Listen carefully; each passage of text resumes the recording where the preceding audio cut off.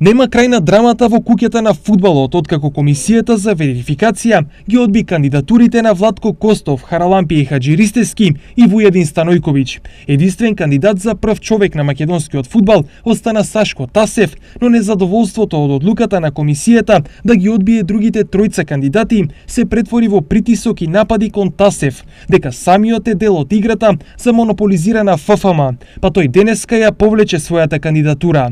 Сега ФФМ нема ниту еден кандидат за председател, па Федерацијата одлучи да го откаже закажаното собрание за 1 септември. Во наредната изборна седница на Генералното собрание на Фудбалската федерација на Македонија за избор на председател, која беше закажана за 1 септември поради повлекување на поднесената и утврдена кандидатура за председател на ФФМ, се откажува. Управниот одбор на ФФМ, администрацијата и другите тела и органи во наредниот период активно ќе работат со цел организација на Генералното собрание на ФФМ за избор на председател, почитувајќи ги одредбите од статутот и водејќи сметка да се обезбеди максимална конкурентност и транспарентност во целиот процес, стои во соопштението на ФФМ. Ова значи дека најмоќната спортска федерација и понатаму останува без прв човек уште неодреден временски период.